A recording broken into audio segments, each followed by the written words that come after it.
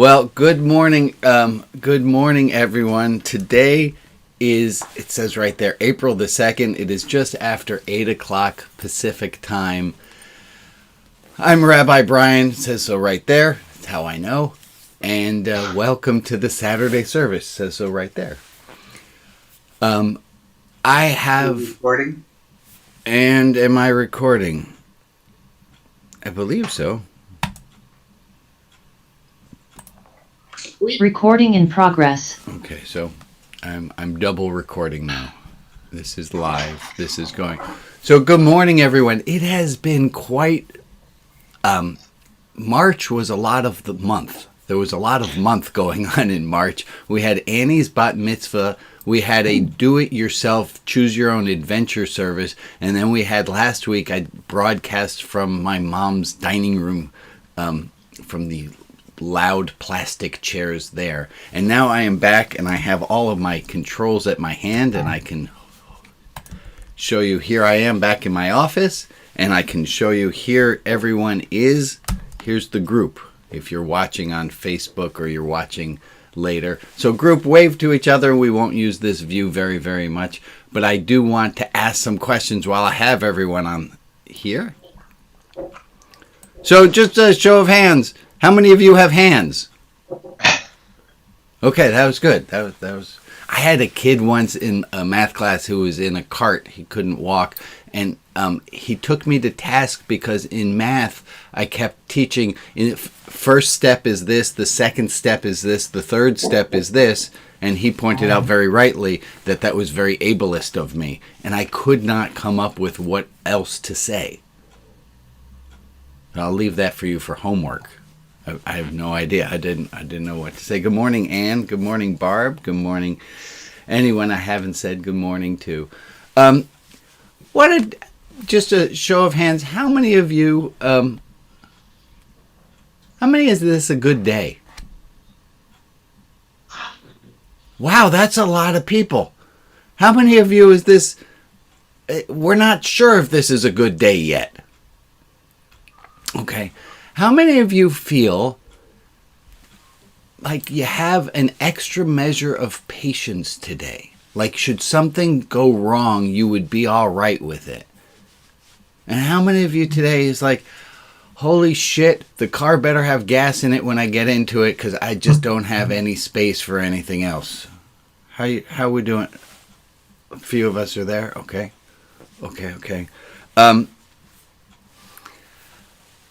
Let me ask, we're going to try something. Jane and I sometimes say to each other, and I'm going to change the screens.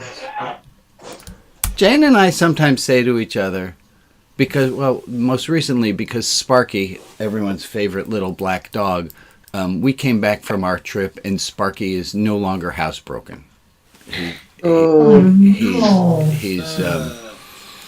He's tempting me to turn him into a little 2-foot by 3-foot fur rug to cover the part of the dining room floor that he has ruined. It happens. Well, I was going somewhere with this. Oh, so Jane and I said to each other, we used the phrase, I think we're doing this wrong. And I was taken by that feeling, and it felt pervasive, and it felt like something that I have all the time, and I wanted to check it out. Do you have that thought that goes through your head from time to time that says, I'm just doing this all wrong? I got a few nods going on. Yeah.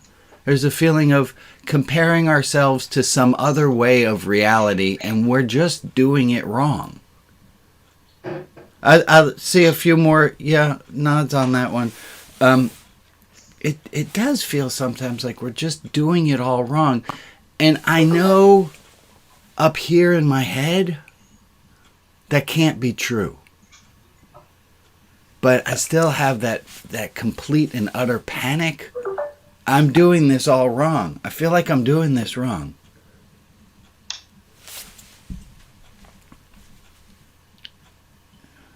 Like this moment right now.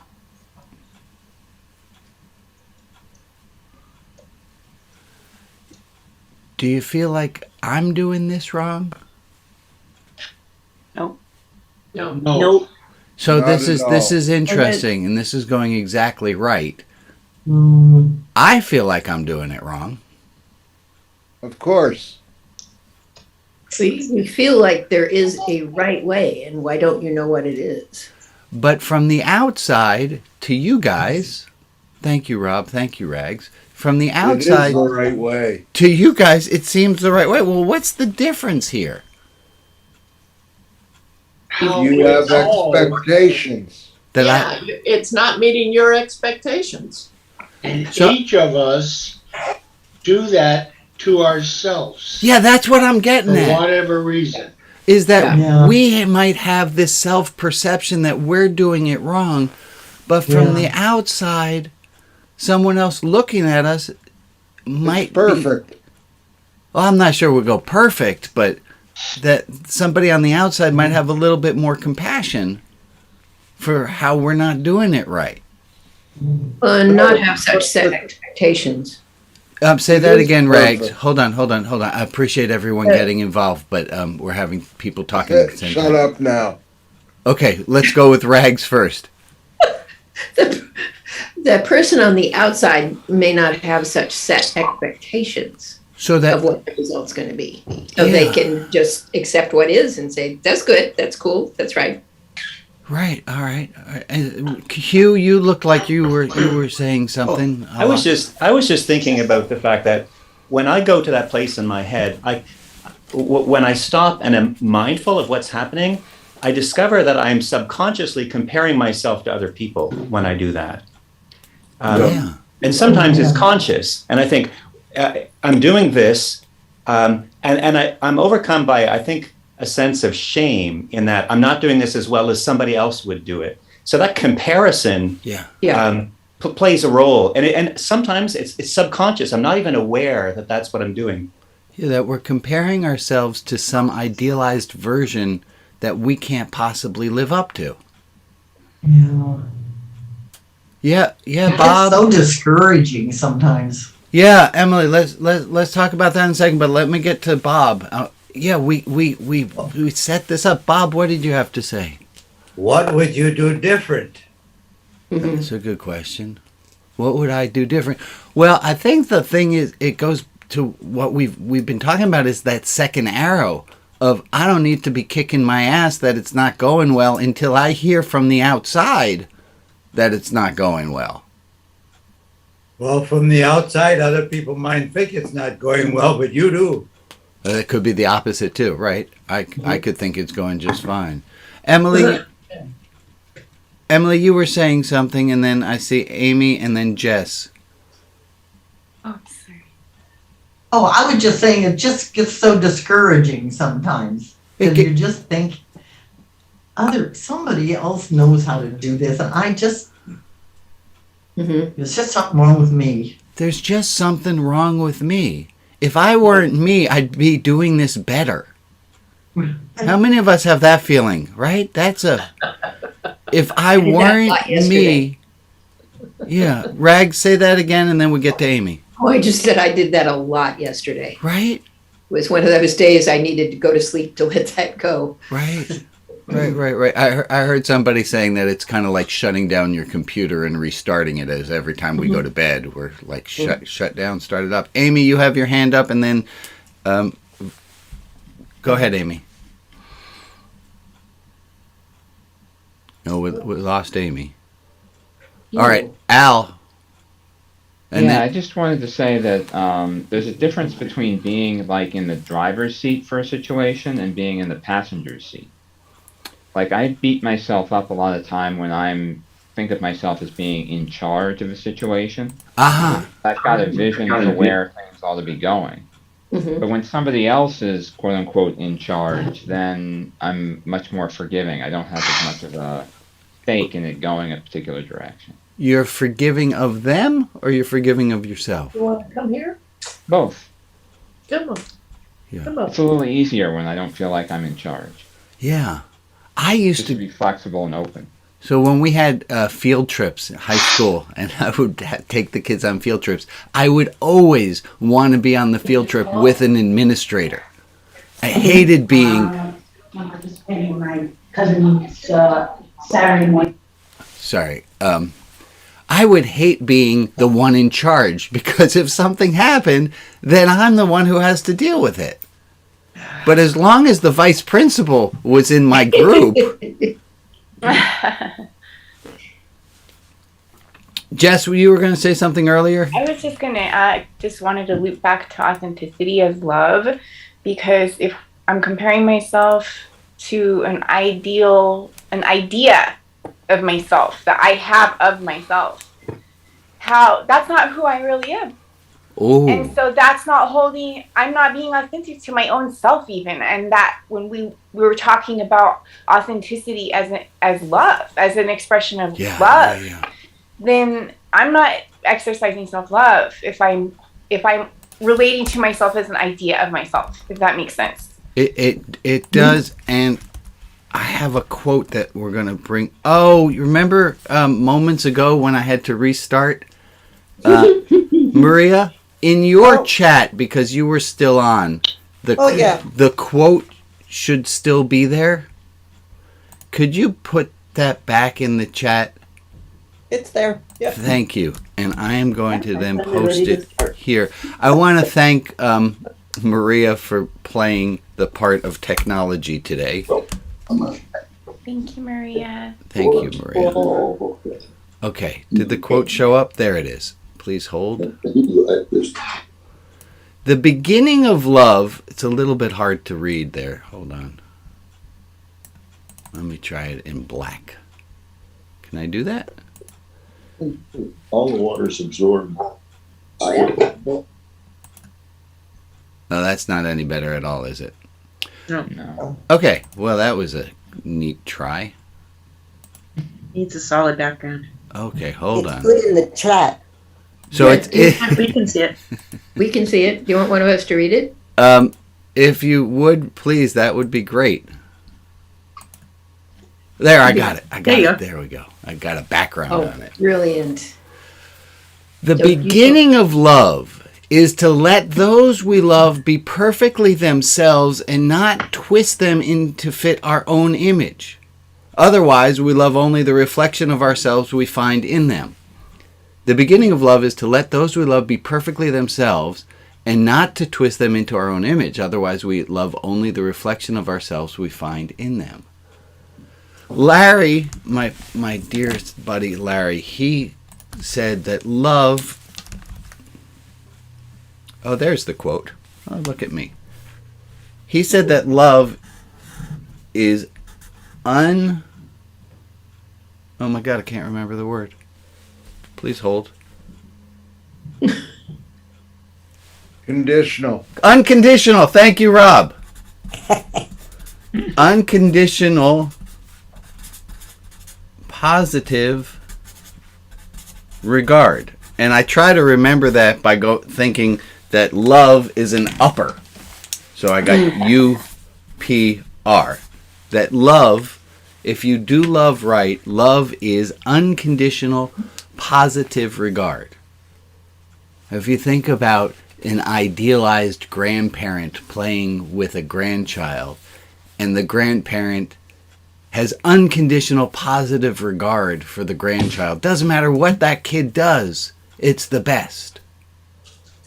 Mm-hmm. The beginning of love is to let those we love be perfectly themselves and not twist them in to fit our own image. Otherwise, we love only the reflection of ourselves we find in them. Oh, also, somebody pointed out, we've used this quote before. And you know what? We have. We're not done with it yet.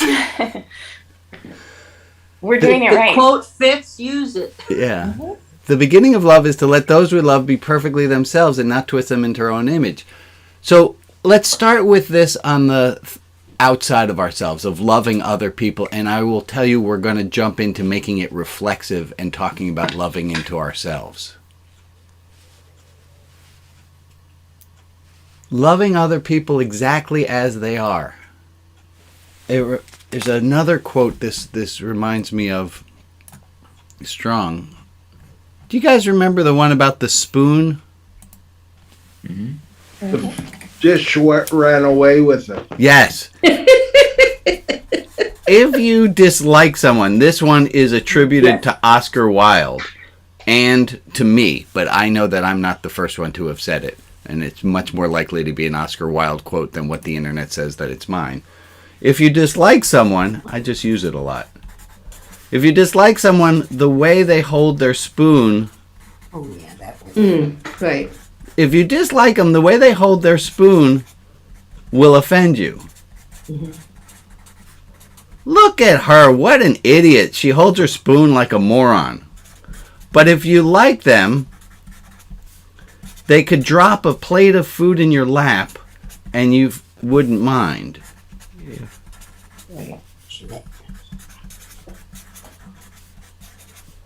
My handwriting is good or bad depending on if you like me. Right? Yeah. They could... That rabbi, look at his awful handwriting. It becomes endearing. Something quirky becomes endearing when you love someone. And anyone who has been to enough funerals, especially the clergy folk, we go to more funerals than the rest of the folk. We know that the thing that was the most quirky, ridiculous, the way that they cleared their throat, that's the thing that we remember. It's those little things, the way that drop a plate of food on our lap, and we wouldn't mind. Maybe it's so much that we wouldn't mind as we would accept it. We'd laugh. Yes. Yeah, we would laugh. We would laugh if your best friend drops a plate, like they stumble, they drop a plate of food. But God forbid the person you don't like holds their pencil like that or shows up to the Zoom and doesn't mute immediately. And how about, all right, so more on the other people, the way that they hold their spoon will offend us. How about if we turn it internally and we look at ourselves? If I don't like myself, I'm going to feel I'm always doing it wrong. Right. Then you never measure up. If I don't like myself, and we did this weeks ago, and if you weren't here, that's cool. We had asked everyone to make a sketch of themselves. And I asked you if you would feel comfortable to show that sketch of yourself to the group. And the only person, we concluded, in charge of whether or not you like your own sketch, there can be only one person in charge of if you like your own sketch. There's only one person in charge of if you are kind to yourself, if you like the way that you hold your spoon. If I go back to the Thomas Merton quote,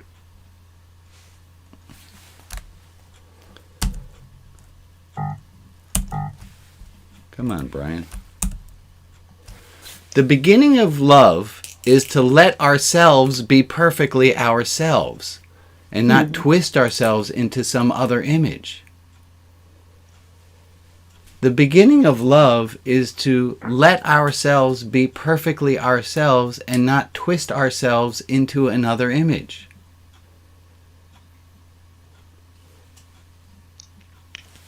That's hard to do, isn't it? So I would like to ask, and then we're going to break into small groups if we do this properly and right. I'd like to ask, first as a group, what is it that you know you can do that helps you to accept yourself as you are? What is it that you... again, please? Hold on. I would like you to say that again in a second. What is it that you know that you have done in your own life that helps you? So we're going to be answering in first person singular. What I have done or what I have tried that has helped me.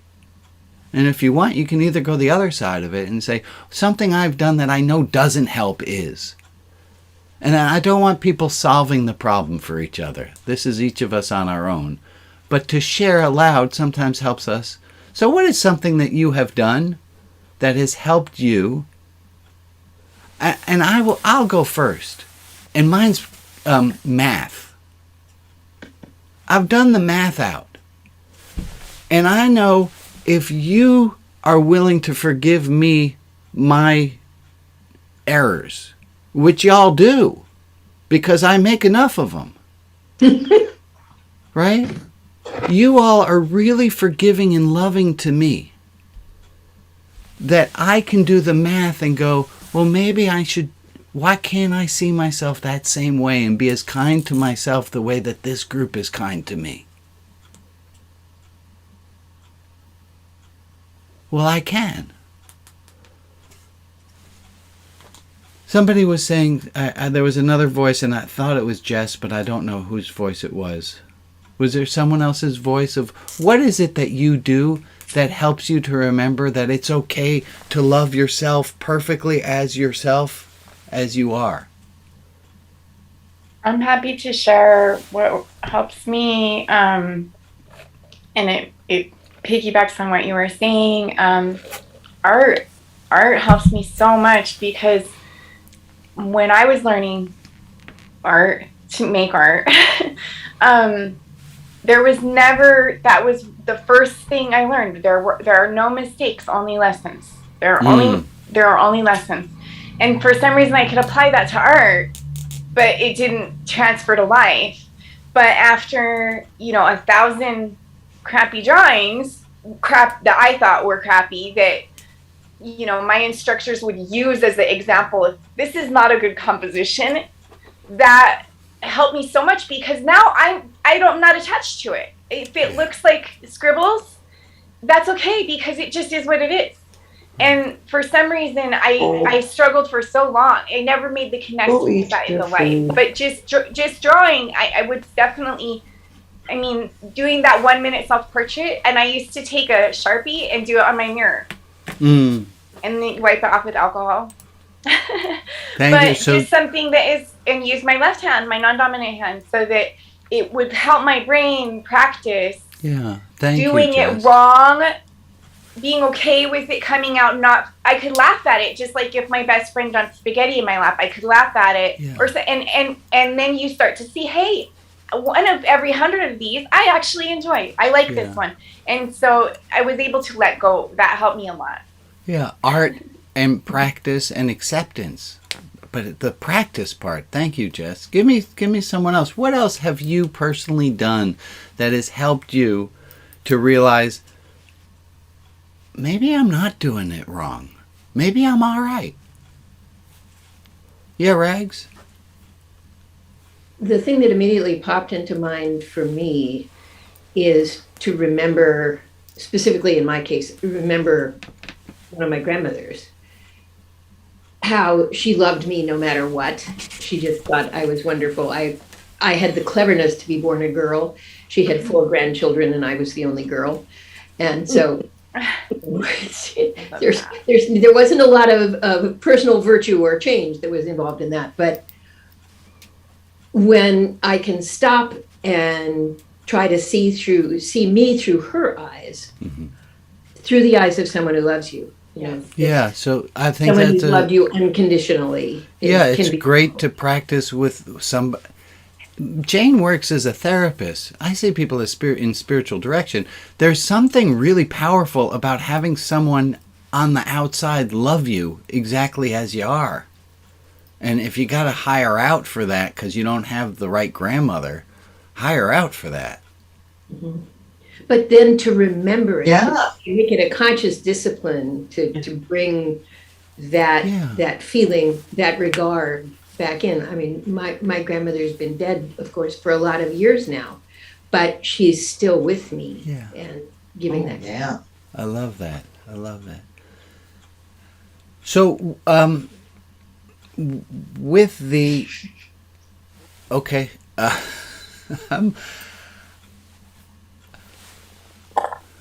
I had thought that we would break into small groups and to continue this, but I'm going to ask a little straw poll because this is seeming a little bit quieter than I was expecting before. I was expecting people to be animated going into small groups, so I'm feeling a little trepidatious of putting into small groups to continue talking about how we discover to like ourselves or what stumbling blocks we have in not liking ourselves. Give me just a straw poll of like, yeah, bring in the small group. I got shit I want to share, but I don't want to do it in a large group. I don't care, but either's Okay. fine. That is not enough hands for me. That's fine. That's all right. We are going to pivot. And Grandma, can I throw something in here, Grandma? I love you, Kip. Yes. So I'm having a problem with what we've done so far today. Okay. Because it feels a little too simplistic to me. Help me out, brother. So being able to love is accepting people who are perfectly themselves without twisting and fitting their own image. Well, what about our racist uncle? Yeah. Okay. I love him, but I'm going to keep trying to influence him. What about our kids? Yeah. That we have to guide and grow into a better person than they might come out with. It doesn't mean I think you're love them asking a any great less. question. Right? Can I, if I can Please. restate your question, is where's the line between acceptance, like we're going to take them exactly as they are, and know that I gotta regulate my. Yeah, it is and it isn't, because I think it's the quote is conflating love and acceptance. Yeah, that's what. Yeah. And That's I what don't think that's necessarily a good idea, because it also it sets a dangerous tone for even as I accept myself, because I know the things I need to work on. Yeah. And it feels like it creates a binary of either, oh, I'm perfect and I'm just okay where I am, or I'm not loving myself well enough. But sometimes loving myself is putting myself in therapy, doing yoga, going to the gym, because I am seeing that there are things that I need to work on. So I have a problem with the simplicity of where we're going with it. Well, I do too. Now. I think you're right. This is like, so do I just accept, so I love people exactly as they are.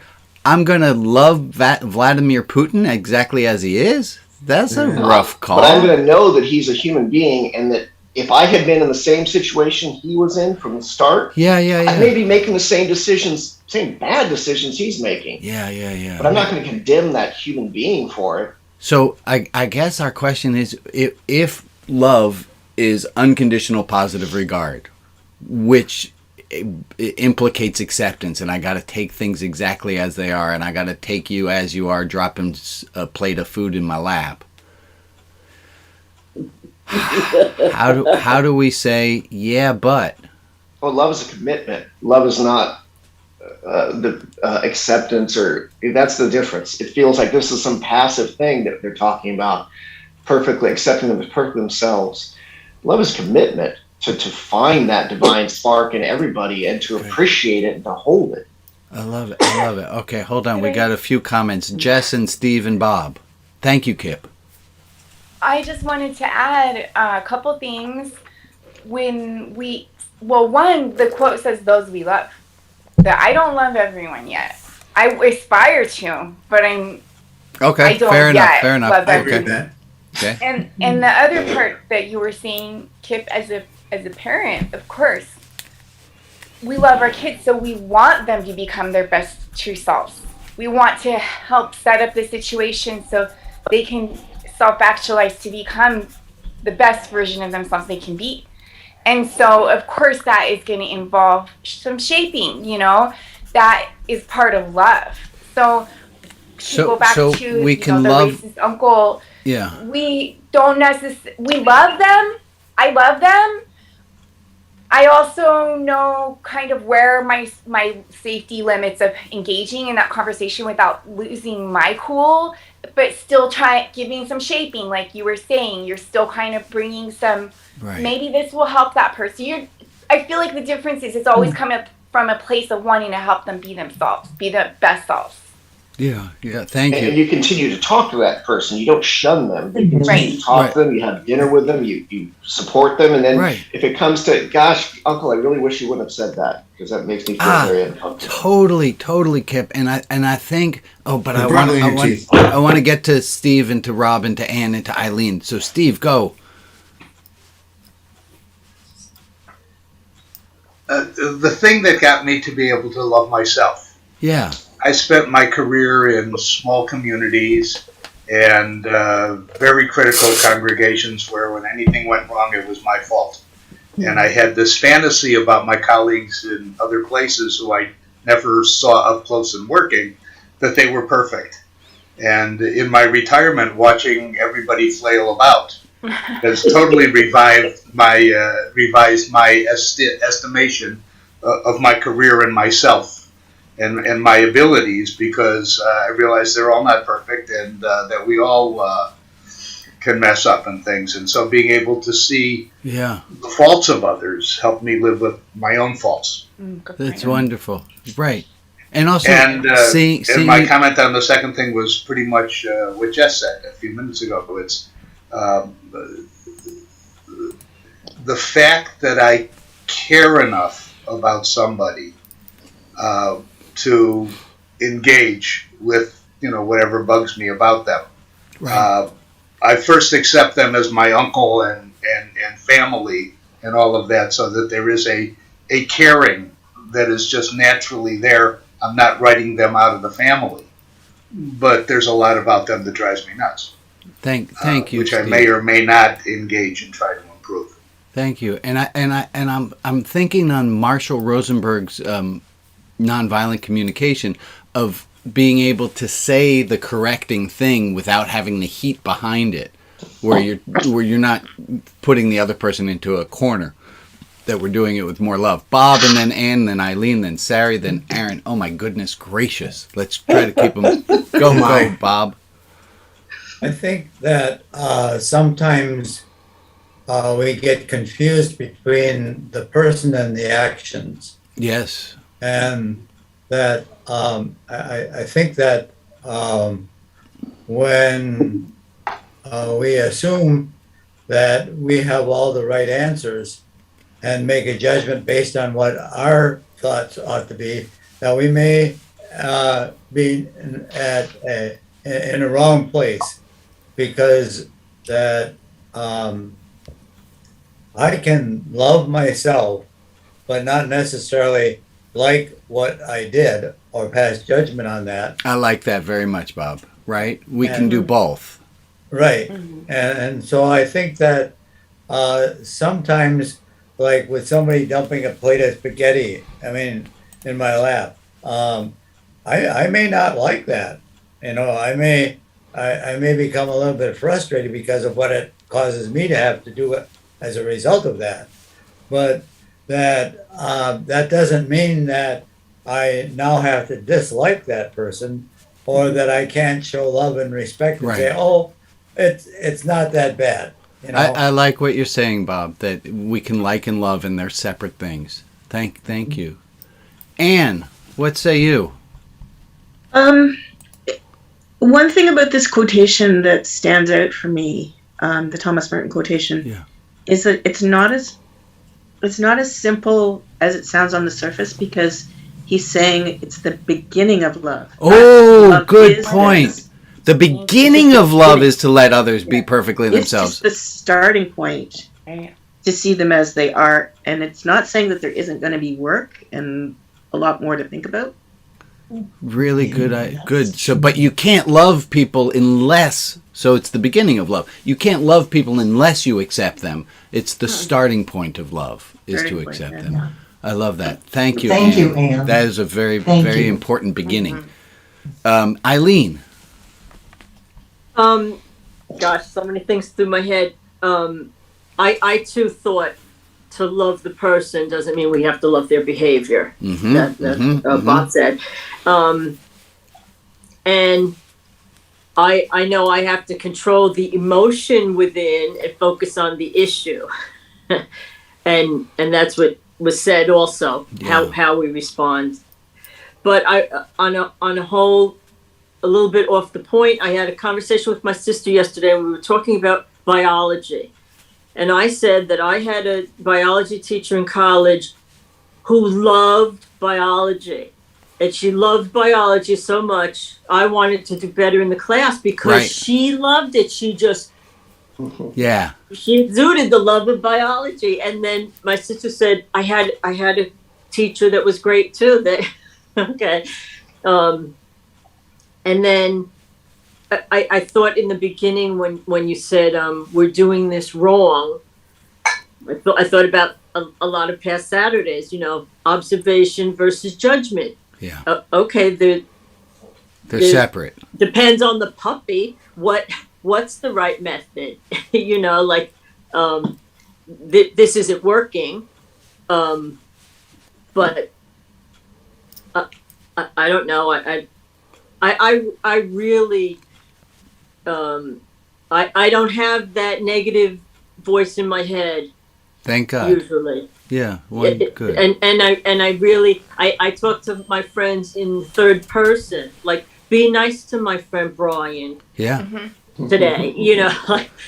And that's a good tool also, is if you could imagine somebody besides yourself doing that thing that just happened, and you can find compassion if another person had done it, well then it's like, then we know that we should be able to find compassion for ourselves if we have done that same thing. And when you said judge your drawing, like a child made it. Okay, so why are we so hard on ourselves? It's a weird. Sometimes more on ourselves than on others. Yeah, often. Go ahead. Thank you, Eileen. Sarah, you have a question. Yeah. Now I have two, actually, okay. After Eileen's comment. One is, I think we're harder on ourselves because we know and we have expectations for our own performance. Mm-hmm. So we have a level of expectation for ourselves, and it might be a level higher than what we have for other people. Would you have it go the other way? Would you have us not hold ourselves to a higher standard than we would hold others? I don't know. Maybe. Well, if you could, yeah. But once you get to know somebody really well, you know what they're capable of. Whether it's our children or our spouse or our best friend, you say, wait, you could have done better maybe because I know you. And it goes back to that acceptance of taking it as it is. I apologize. I interrupted you. You had another point as well. That's okay. The other point was just to go off of what Bob said, or no, what Steve said, that he learned over time. And learning over time that everybody has issues, nobody's perfect, is something that's maturity. So it doesn't really surprise me that over time, leaving different congregations and moving on to different cities allowed him to expand his perspective. Yeah. So he understood what was going on. And everybody makes mistakes, type of thing. But you don't see that as a kid. And that's why I think we're supposed to tell the kids that their drawing is really good. Yeah. And we don't do that as we get older because we have a different perspective. Yeah. Gosh. Right. Wouldn't the world be different? Kip and then Michael. I had two things I wanted to touch on. One, I could share a story about unconditional acceptance because I have a stepsister and a real sister that really believed and accepted me and was so much on my side that it got to the point that I would never talk to them about things that I was struggling with another person because they would always take my side. And I would not even want to be talked out of, well, maybe I was a jerk or maybe this wasn't as clear cut. And they were so into supporting me that they became kind of a hollow drum. It wasn't a good feedback. Interesting. So I think really, and even teaching kids, always saying, this is great, you're so talented, this is wonderful, is very, very toxic. Kids need realistic feedback of, I see you really worked hard on this, is much more useful than always just praising how great their art is. That's a good point. Their work is great. And one other slightly off topic, I'm going to give all kinds of things to talk about. Oh, good. In what Steve was saying, I completely understand how helpful it is to understand that everyone else struggles as well. Yeah. But for me, it can be addictive to tear other people down to make myself feel better. Oh, hell yeah. Okay. Like, So I don't even have to dangerous, ask. Yeah, it's a two-edged sword that can really cut. It's if it's about having compassion for everybody, that's a great tool, and it's been really helpful for me. But it's easy to go, wow, these guys really suck. I'm so much better than that. Yeah. And that's worrisome. Yeah. So that's my piece. Amen. Yeah. Amen. Amen. Very And good. it's tempting and it's tasty to cut other people down, and it makes me feel so good, and I kind of a little addicted to it. Michael, go ahead. You got something, then we'll.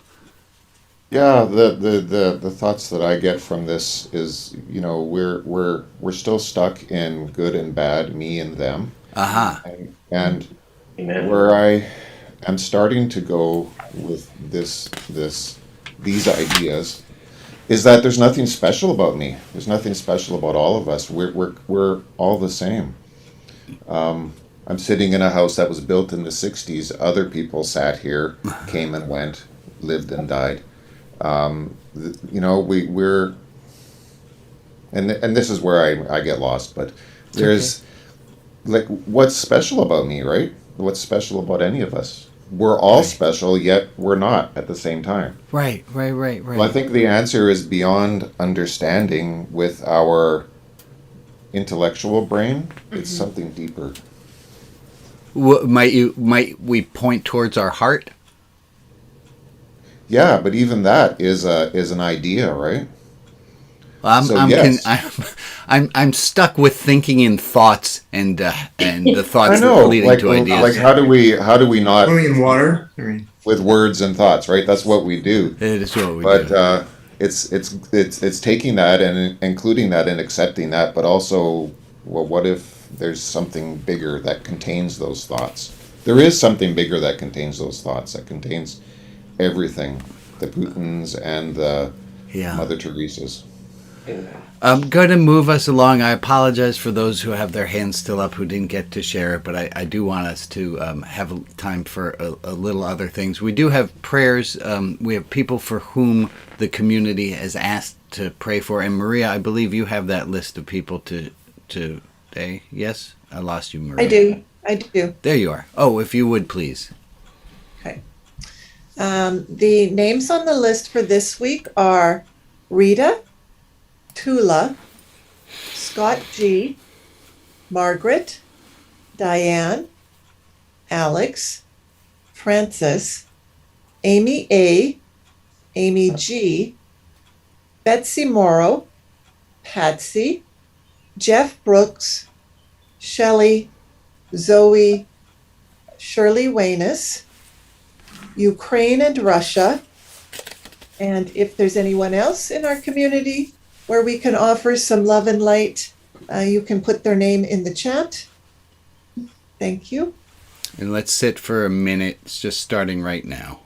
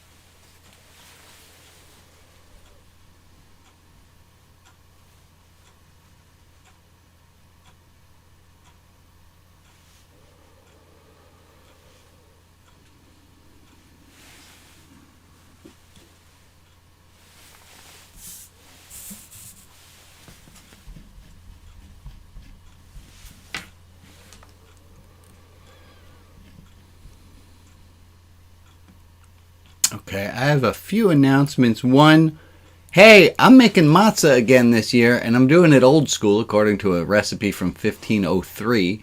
if you've never done the matzah making, it's going to be on April the 9th. I probably already sent you an email about it.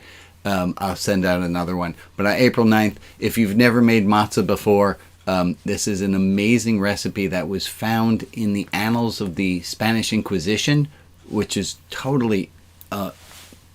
I can't get my head into the idea of Moses and leaving Egypt. Like, my brain can't go that far back. But the idea of 1503 and people living in Lyon, France, Lyon, Spain, and there was this woman named Angelina whose maid told the Inquisition, hey, every Easter that I've been working for them, Angelina makes this flat bread and she uses ingredient to make it. And so we have this recipe for matzah from 1503, which is so much tastier than the matzah that you get out of a cardboard box. Machetes. It's so if you would like to join to do making 1503 matzah, please to join me on April the 9th. Yeah. Other announcements. Is it the 10th? I think it's the 10th. Okay, well, on the 9th or the 10th, either which way. It's a Sunday. Sunday the 10th, yes. It Yeah. is Sunday the 10th, and I I apologize. started a job that day, so. Anyway. Okay. Yes, matzah.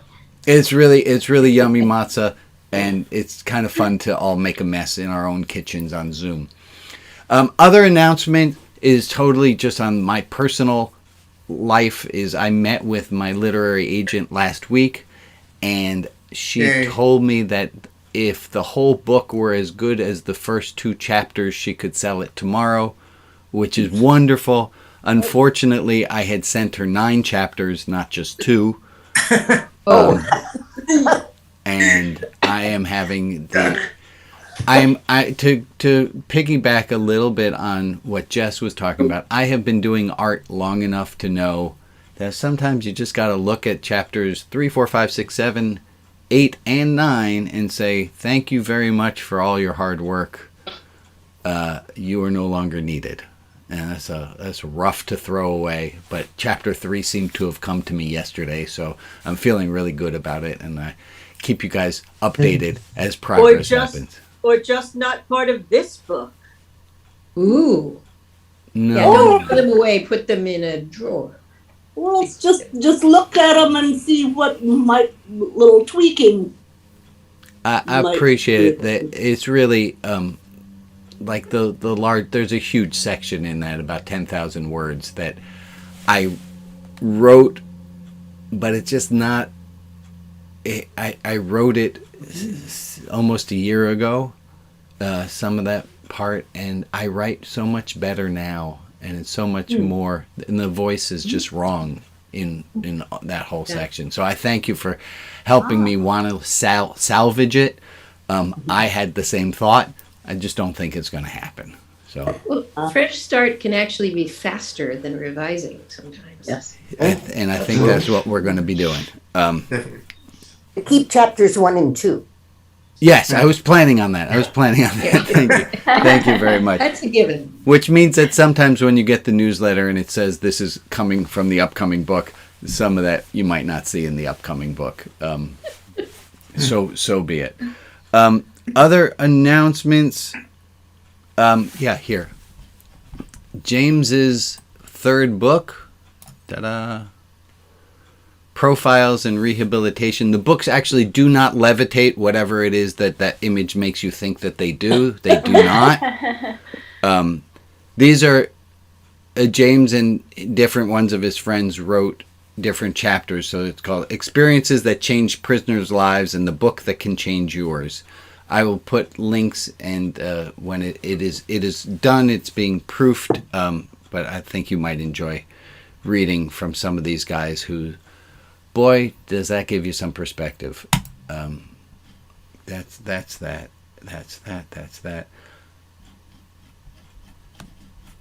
Hold on. Lost my cursor. There it is. I'm going to give myself a little shout out, and then we're going to do the quote that I'm about to put up. If you go back and if you go back and you look at the Saturday service from 2 years ago, because this is almost 2 years that we've been doing this. And if you've been coming the whole time, great. There's a marked difference. And I'm really proud, and I have a group who we meet on Wednesdays to talk about the service. And I said to them a long time ago that I wanted to run the service with less P.T. Barnum to it, and to have the service, because the first ones I ran, if you remember, there was like a theme music and a game show with bright yellow slides in it, and it doesn't feel like that was the me I wanted. This is not the me who I am right now, and it didn't feel as, you know what I'm saying. I don't know what that word is, but I'm feeling really proud that the services, that I'm proud of where this has all come. That's all I can say. So thank you. Brian, on behalf of all of us, I'd like to present you with a raffle ticket. Oh, thank you. Yes. Amen. Way to go, Yes. you. Well, You can have two. I appreciate that. I will take that, put it in my pocket. While we do that, and maybe better than where I was going to go, Would one might say that you have grown into where you are now, Yeah. as we all grow? right. I think so. One of the things, and this goes back to what we were talking about, is if I could make a sermon out of it, it would be just keep trying, right? And the right action arises by itself. The right service comes together, even if the first ones aren't so smart. I don't need to go there. I'm going to bring this quote up. We're not going to have enough time to totally do this, but I think this is a brilliant thought. 2 rules we should always have ready. 2 rules we should always have ready. There is nothing good or evil save in the will. There's nothing good or evil save in the will. There's nothing good and evil except what we think the intent was. There's nothing good or evil except for the will of it. And this is the second rule, so the second one we should have at the ready is, we are not to lead events, but to follow them. Yeah, that seems like a really good thing to put in when we have 6 minutes to go. Yeah, there's lots of unpacking there. There's lots of unpacking there. What do you say we start and know that we're not going to finish? And let's just take a look and see what we get out of it. There's nothing good or evil save in the will. What do we make out of that? There's nothing that's good or bad except for what we think the intention was. That's my translation of it. Is my translation fit, or is my translation missing something? Emily says she likes it, so that's always nice. Unless because I couldn't figure out save, because that's an old term. Yeah, there's nothing good or evil except unless without will it being. Is that a tree in the forest kind of analogy? You know, if the tree does, if nobody sees the tree fall, does it make a noise? Right, and if nobody judges it as good or bad. Yeah, well, somebody who is caught in a hurricane is going to think about the will of God or something. Right. And whether that means the universe is good or bad or whatever. But it's just a hurricane, right? It doesn't have a good or a bad. Jordan. Yeah. Evil has to do with intention. Yeah. Or a swift breeze. Jordan, you have your hand up, and I do want everyone to know I thoroughly got my ass kicked in chess last week. I will admit to it. But we were playing one of those wacky chess We games. were playing. Right? Yeah, I would have lost anyway, but thank you. You're kind. Go ahead. So this quote about will is awfully close to intent. Yeah. And I've learned that it's not an adequate excuse to say, but I didn't intend to hurt you, right? I mean, sometimes your actions have effects that you didn't intend. It wasn't your will, but you're still responsible for them anyway. Yeah. We're responsible. Even if I did everything I was doing. Anybody who lives in my house on right now? No. Okay, good. So I move somebody's laundry from the washer to the dryer, and then from the dryer I put it on the counter. I thought my intent of helping was quite. I didn't ruin the wash. The person who came in was really mad because they didn't put a shirt in the first load.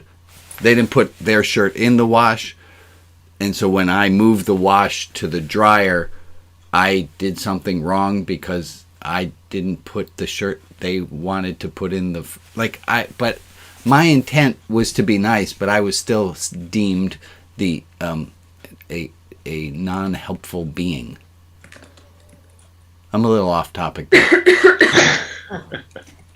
Apparently, I'm going to process that on my own later. Okay, Rita, you have something to say. Yes, Rita. Well, some weeks ago, it seems to me you talked about communication and that the actual communication is not in what the person intends. The meaning of communication is in the response elicited regardless of intention. Tamak Tree Roy. The meaning of communication is in the response elicited is with an E, regardless of intention. Yeah, that's just what I was going to say. Yeah. So go ahead. Right out of your mouth. What are we doing with that phrase? The meaning of communication is in the response elicited regardless of intention. How does that bring us into this quote that we were just looking at? Well, to me, what I remembered, maybe it is different, was that what is the communication is what the receiver. Correct. Communication is in how they receive it, not in what you thought you were doing. Not in what you actually intended. Yeah. That's an important one. Isn't that opposite of what this quote is suggesting? That's what I'm thinking. Correct. Bounce off each other. The person's action is either good or evil based on what we think of it. Is that what this one says? No, that was this one. Yeah, right. And the other one is saying it's not good or bad, except in how they intended it, or in how we see what they intended. Okay, this is fantastic. Let me jump us to the second half of this quote, which says, we are not to lead events, but to follow them. I'm going to make that our homework. Let's try that for next week, shall we? Last week we did a bit about adding a little bit of spaciousness in. And this week, can we see if we can't try to follow events more than lead them? Do we have to be sure that's a good idea? I don't know that's a good idea. Okay. I feel like that's it's tough. I mean, what about social justice? I mean, right off the bat, we're out of luck. Okay, Kip and I are on a team here. I kind of see that as rather than renouncing our agency in a situation, being the twig that's floating down the stream of seeing what the situation is. Now it's flowing into the moment where social justice is something that I'm talking to Uncle Bob, and now we're having social justice over coffee because I mentioned how that hurt me what he said. Or whatever. That it's not about renouncing that agency, but not trying to grip the reins and flow into the moment where it can be most effective. I love that, and I'll say it's the same with I have that whole I have the whole 10,000 words that I wrote.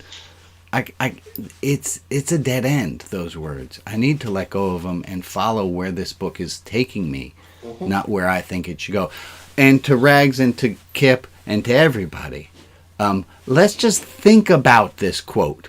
We are not to lead events, but to follow them.